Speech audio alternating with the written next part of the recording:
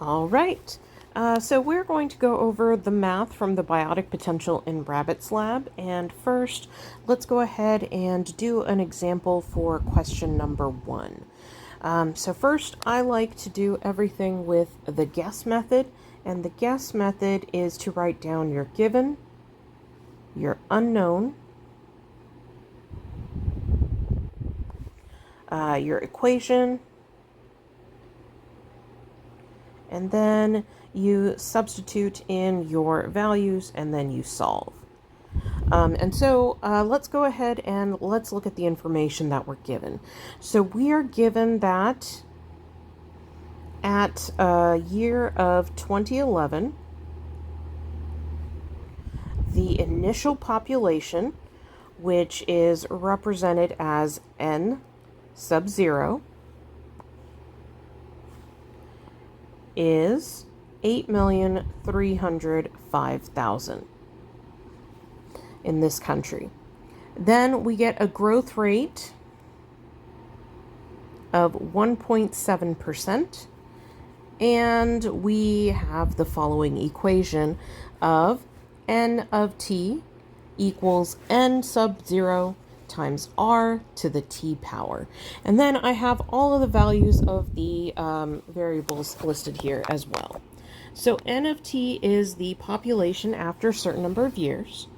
N sub 0 is your initial population, which I already wrote down over here. R is my growth rate, and it's going to be 1 plus the growth rate in decimal form. And then T is the time in years. So the question that's written here asks us to predict the country's population in the year 2020, the current year, and the year 2040. So I'm going to go ahead and I'm going to use the current year.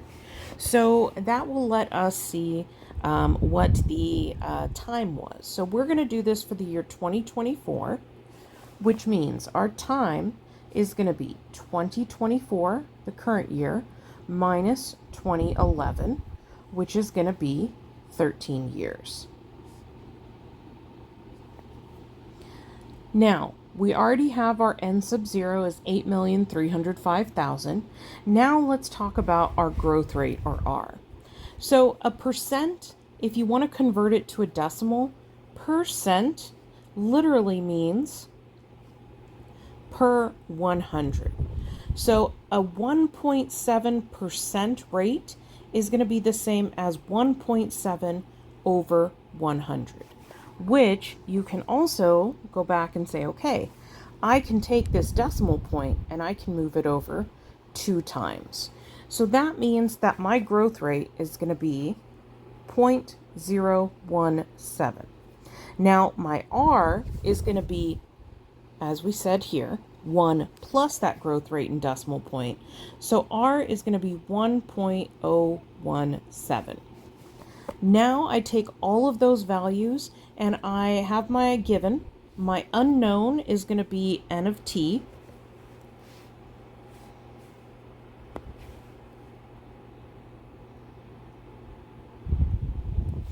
And so what I'm going to do is I'm going to put all of this into my equation, which I'm given on the sheet. And that's going to be n of t equals n sub 0, which is 8,305,000, times r, which is 1.017, to the 13th power, which is what my t value is. And then I'm going to go ahead and I'm going to do that math, and I'm going to put it in a calculator. All right, so I put that in my calculator. That'll be 8,305,000 times 1.017. And then I need to put that to the, no, that is the wrong value. Give me a moment. Sorry, I'm not used this calculator before. So that would be to the 13th power, and that's going to be 10,339, but remember, we don't have to put exact values. Sorry, that's 10,339,000.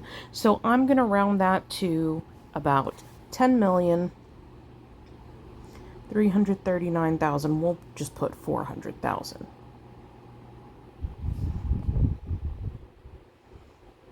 Then for the rest of this, you are going to do this for the year 2020 as well as the year 2040, and that's what you'll do on your paper. The next part of this is the procedure for part 1, where we're looking at these different scenarios. So if you'll look, it says if all the descendants of 2 cottontail rabbits lived and reproduced, how many would there be at the end of 6 years? And they give us a certain amount of information for each of these scenarios. So in scenario 1, they say each pair has 4 litters of 4 bunnies every year. And then you're going to use that calculation to figure out how many rabbits we would have at the end of 1 year, at the end of 2 years, etc. We have a number of assumptions. We're going to assume that the number of each gender is equal, so that we'll be able to divide these rabbits into pairs. We're also assuming that there's no effects from inbreeding or anything like that. And then we have a sample set of calculations. I'm going to go ahead and go through all of these calculations, and I'm going to do it all for scenario 1. So we're going to do scenario 1 together, and then you'll be expected to do scenario 2 and scenario 3 on your own. So to do that, for year 1, we have 2 rabbits to start out with. That is going to equal 1 pair of rabbits, and each pair of rabbits is going to have 4 litters per year, which has 4 rabbits in each litter. That means at the end of this, I'm going to have 16 rabbits born. But what I need to keep in mind is that I started this out with 2 rabbits, and so I need to add those back into my population because I need to write down my total population. So I'm adding in those 2 rabbits, and at the end of 1 year, I have 18 rabbits. So that is what I'm going to write here for year 1, scenario 1. I have 18 rabbits. Now, for year 2, I started out with 18 rabbits. That is 9 pairs of rabbits. Because remember, it takes a pair of rabbits to reproduce. Each of those pairs is going to have 4 litters. Each of those litters has 4 rabbits in it. And so now I need to multiply 9 times 4 times 4. If I do that, 9 times 4 times 4 is going to give me 144 rabbits. So now I have 144 babies. But I can't forget to add in my initial population of 18 rabbits, because they're still around, and we are, for this simulation, we're assuming that they're still around kicking and they will be able to reproduce the next year. So that should give me 162 rabbits. And that is the number I'm going to put for year 2. So we started out with 2 rabbits. By the end of year 2, we have 162 rabbits. But we're not done. For year 3, we start out with 162 rabbits. That is 81 pairs times 4 litters times 4 rabbits per litter. So that's going to be 81 times 4 times 4. Oops. Helps if I actually erase things. Times 4 times 4. That's going to be 1296. So 1,296 rabbits. And I need to add back in my starting population, which is 162 rabbits. And we've reached the limit of what my brain will do.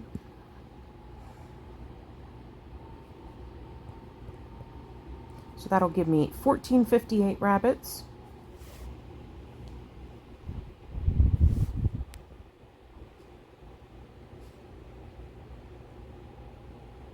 And I write that down under year 3. Now I'm going to do this again. We're in year 4 now. And I'm starting with 1458 rabbits. And how many pairs is that? That's going to be 729 pairs.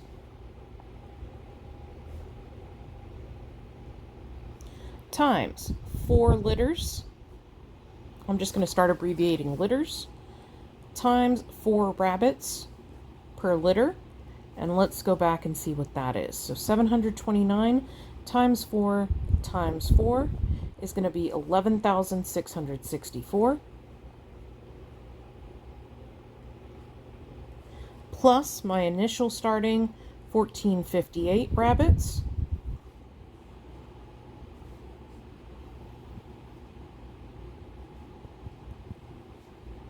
Is going to be 13,122.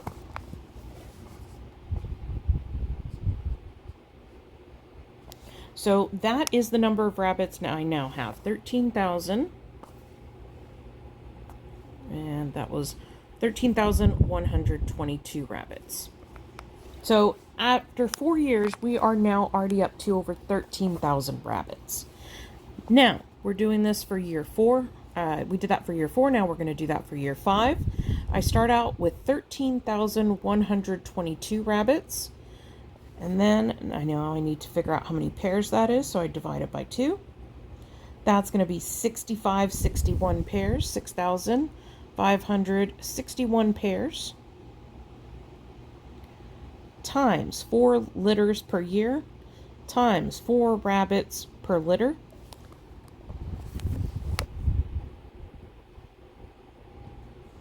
That's going to be 104,976.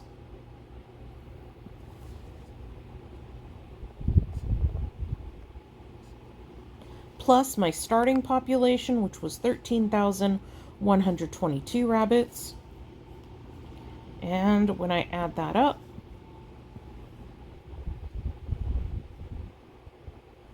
that's 118,098.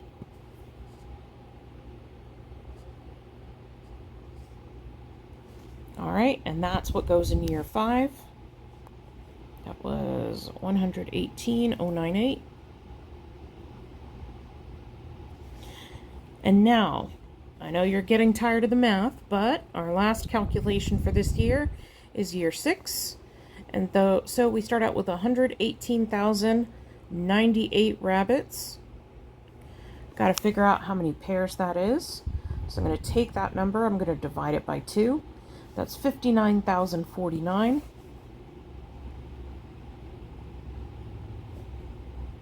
Times 4 litters per year, times 4 rabbits per year, which is going to be 944,784.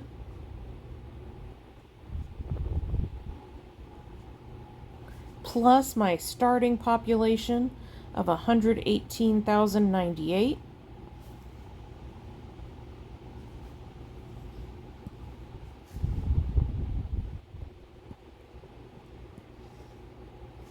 And that's going to give me 1,062,882.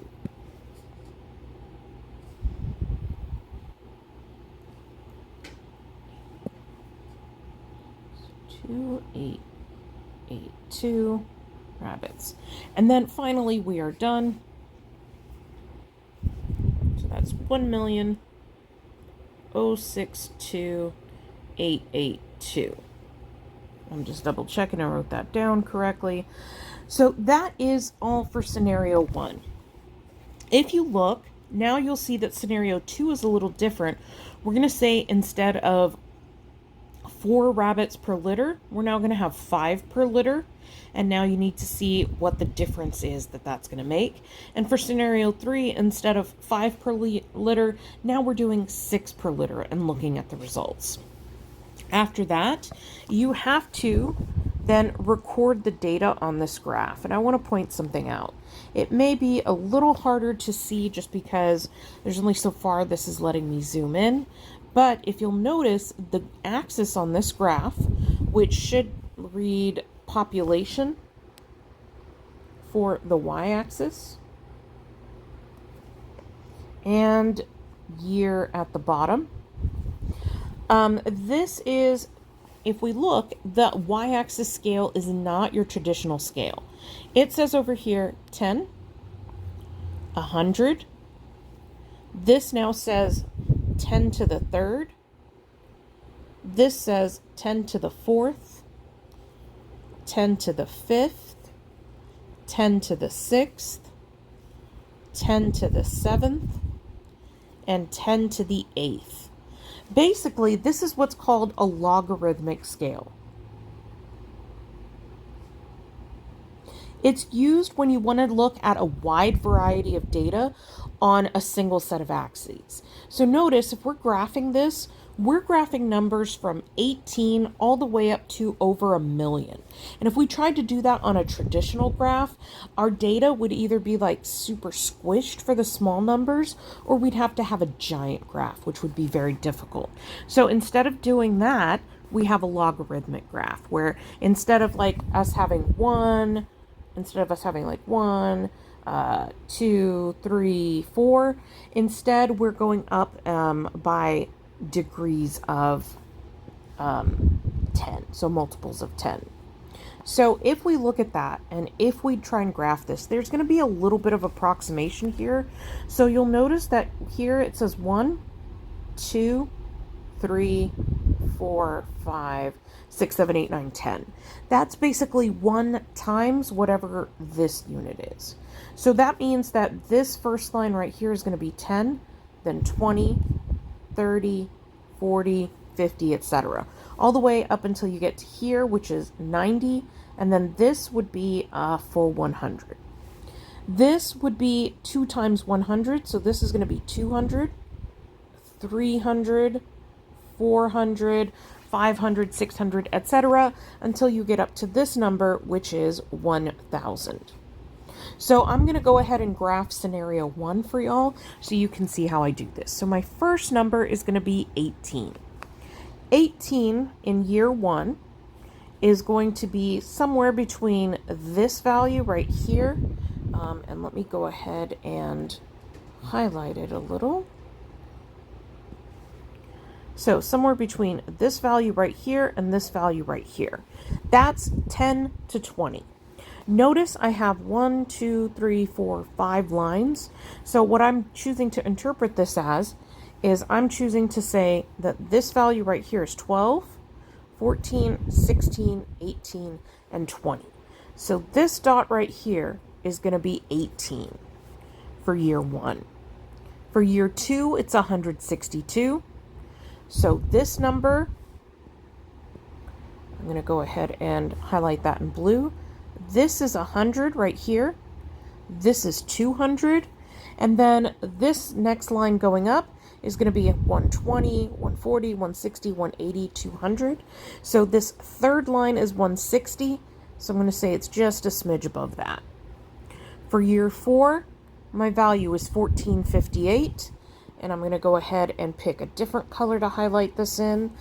So 1458, 1458 is going to be above 1000, and 1000 is here, and below 2000, which is right here. This is going to be 1200, 1400, 1600, 1800, 2000. So if it's 1458, it's going to be above this line and below the other line, probably closer to the 1400 line. So I'm going to put it like around here.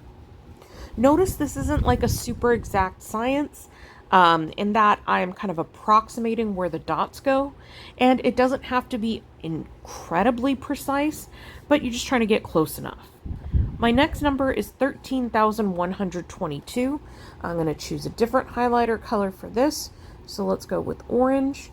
And it is, again, it was 13,122. So if I look, this next number, this is, I'm going to go ahead and erase a few things just so I have space. This number is 10,000. So if I'm going to 13,000, this is 20,000 right here. This would be 12,000, 14, 16, and 18,000. So if I'm looking at 13,000, it's going to be somewhere between these first two red lines. So that means it's going to be around here. My next value is 118,098.